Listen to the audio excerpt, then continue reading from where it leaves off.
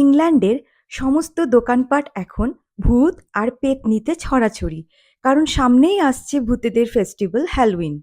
এখন অনেকে ভাবতে পারে ভূত নিয়ে আবার এত মাতামাতি করার কি আছে, কিন্তু না, এর পেছনে একটা গল্প আছে।